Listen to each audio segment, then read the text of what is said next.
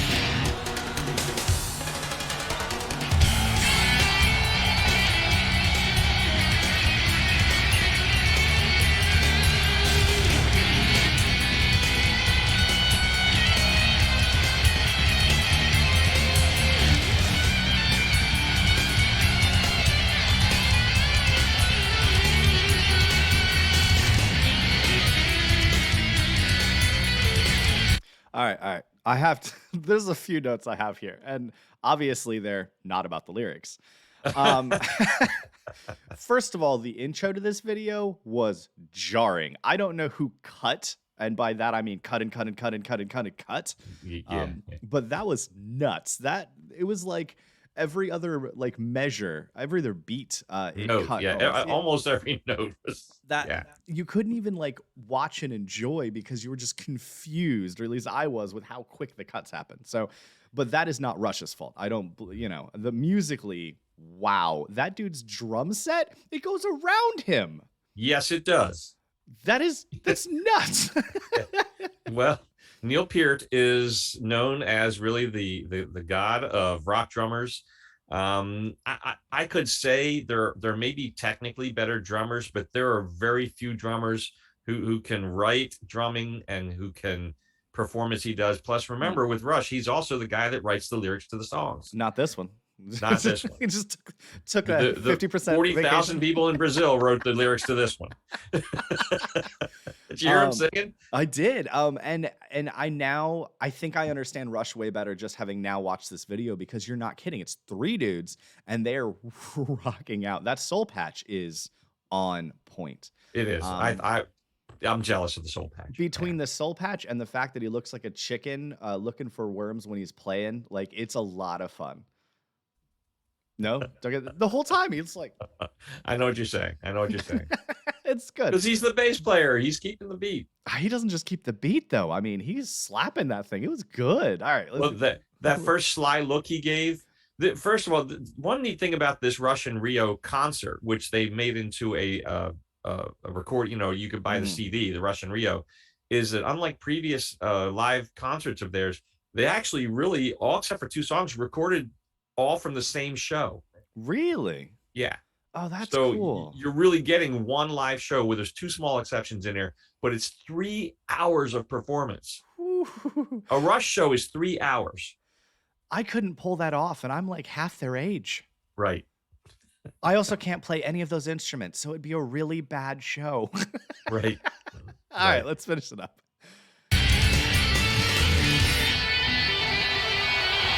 Whew.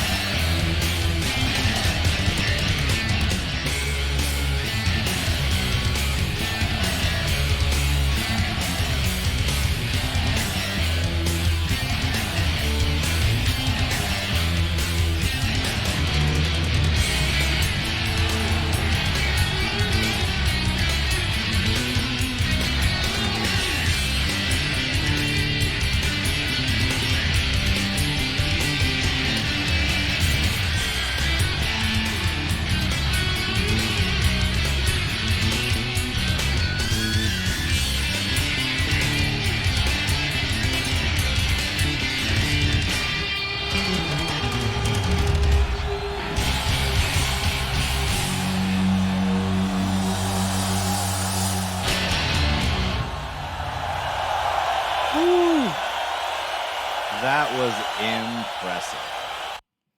That was impressive, I will say. Once again, man, his drum set is something to behold. Yeah, it is. That ending shot as you could just see everything around him was incredible. I loved being able to see one of the things you've mentioned, and now visually it makes sense where and I'm sorry, I'm not getting their names down. I'm terrible at names. Anyway, Soul Patch was with the bass guitar. Geddy Lee on bass guitar.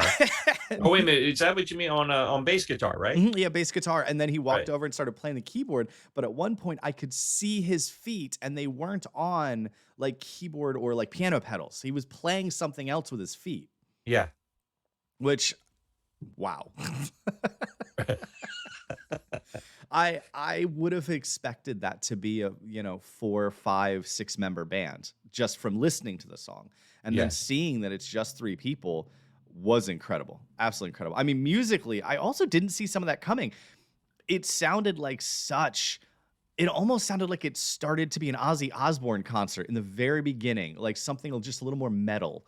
And then it transitioned back to a more, what I now would call the semi-familiar Rush stylings. Absolutely incredible. Lyrically, I was confused. Yeah. Give me the true meaning of this song, and then I'll give you the real meaning of this song. The real meaning of the lyrics were, "We're having an absolute blast at a Rush concert." That is what you got from the lyrics, 100% from everyone in attendance. Well, why would they call it YYZ? That's my question for you. Why would they call it YYZ? YYZ, probably because it's something along the lines of like Yo-Yo Xerox, because nobody else could make a copy of them without it just sounding horrible up and down. They'd never master it. Bam, lyrics explained. Not even close. So, first of all, and I keep saying YYZ because I'm an American, but they pronounce it YYZ. That makes sense. Yeah, and they do. I've heard them in interviews. Yeah, and they go in YYZ. I'm like, YYZ. Oh yeah, ZZ. Got it right. Sense. Canadians, hey. Where's my toque? They push the moose out of the way and start the interview. YYZ is an airport code. Oh, okay. Because when you've been touring enough and you're in the airport enough. Yeah, that makes sense. And the airport that YYZ is Toronto, their home city. Okay, then. Learn something every day. Toronto is YYZ? YYZ. The Lester B. Pearson International Airport. Huh. All right. Never would have guessed that. Well, I got two things to say, John. First of all, I listened to that so many times. Just so many times. That's a playlister. Yeah, that song was the bee's knees, which is great because that's a positive term from a generation pre Rush and 2 generations pre their audience. Except for you saw all those videos of the audience. Well, that's what I'm saying. 2 young, generations pre their audience. Yeah, easy. Yeah, that audience was young and fantastic. That song was so much fun to listen to. I'd gladly listen to it again. And second of all, the thing I want to say is I can't wait for you to tell me how many people in the comments correctly point out that I said Xerox, which starts with an X and Z is the 3rd letter. So yeah, but it's pronounced Xerox. Let me tell you 2 things real quick. That Russian Rio concert had one of the songs up for a Grammy Award. It lost to the guy from the Beach Boys, Brian Wilson, but it was up for a Grammy Award. And the song that was up for the Grammy Award was the drum solo from that concert. Wow. There's an entire song that's just mostly a drum solo? It is only a drum solo. No, I mean, just the drummer. Well, he has enough drums. He could practically play a song anyway. So it makes sense. He does. He does. And one of these days we'll let you see what Neil Peart can do on the drums. And the other thing that comes to mind whenever I hear YYZ, ever since I first heard that song, I've loved it to death. And when I was in high school, I was on the tech crew for the drama department. So whenever we put on, yeah, indeed. Whenever we put on shows, I was the audio tech, and I also ran a follow spotlight. So as far as the audio tech was, every audience who came to any of our theater productions at the high school was treated to YYZ played before the show. The perks of being the audio guy. There are perks. Oh, that's fun. So there you go, folks. If you enjoyed the YYZ,